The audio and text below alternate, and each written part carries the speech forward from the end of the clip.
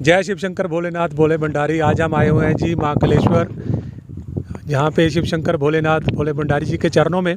और यहाँ पे आकर हमारे बनीत बंदन जी के दिमाग में एक सवाल आया, तो हम गुरु जी से पूछना चाहते हैं। तो बनीत जी। गुरुजी, सवाल ये है, प्रश्न ये है कि जैसे यहाँ दरिया के किनारे दाह संस्कार किया हुआ है।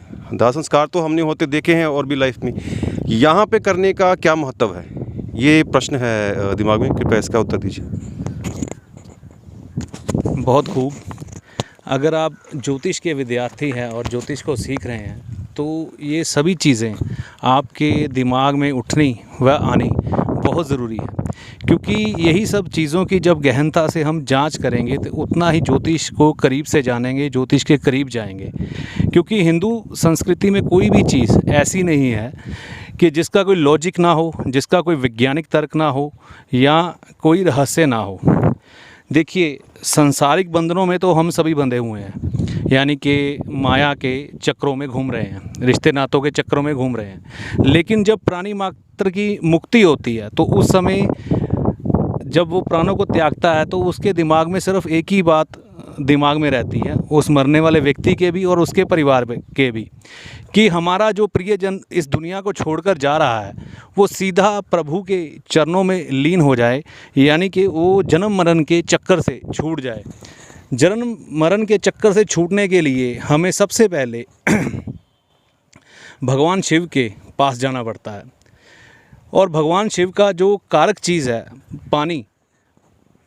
पानी की ये जो नदी, इसके पास देह संस्कार करने का यही महत्व है कि जब पानी के साथ मिलकर हम संस्कार करते हैं तो हमारा शरीर पुराने समय में पानी के साथ ही बहा दिया जाता था। उसको अलग से एक तो अस्थियां जल प्रवाह करने के लिए नहीं जाया जाता था।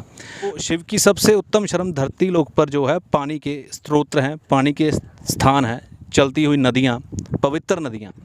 तो वहाँ पर जब इंसान का संस्कार किया जाता है, देखिए हिंदू जब हम धर्म को जानेंगे तो सबसे पहले आते हैं ब्रह्मा जी जो हमें उत्पन्न करते हैं, और फिर आते हैं विष्णु जी जो हमें पालते हैं, और अंत में आते हैं भगवान शिव जो हमारा संहार करते हैं, यानी कि वो अपने पास ले जाते हैं, पानी के रूप में परिवर्तित कर देते हैं। तो जब हम पानी के पास इंसान का संस्कार करते हैं तो वो उस शिव से परमानंद से मिल जाता है और इस जन्म मरण के चक्कर से उसकी मुक्ति हो जाती है। बनारस में जो वहाँ पर हरिश्चंद्र घाट है, वहाँ पर सबसे पहले संस्कार किए जाते थे नदी के पास। फिर धीरे धीरे मानता पूरे भारतवर्ष में फैलती चली गई, क्योंकि वहाँ पर संस्कार करने का एक लॉजिक है।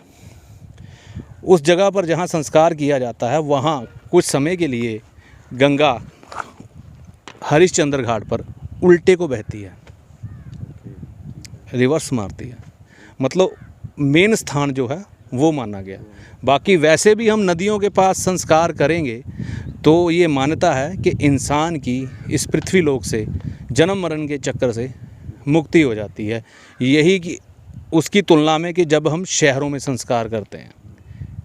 और बनारस में तो ये बातें मशहूर हैं, मानी जाती हैं कि जो इंसान बूढ़ा हो जाता है, कई बार वो खुद अपनी मर्जी से या उसके घर वाले वहाँ पर उसको छोड़ जाते हैं कि वो अपने प्राण ही वहाँ पर त्यागे शिव की नगरी में। तो यही रहस्य है पानी के पास संस्कार करने का।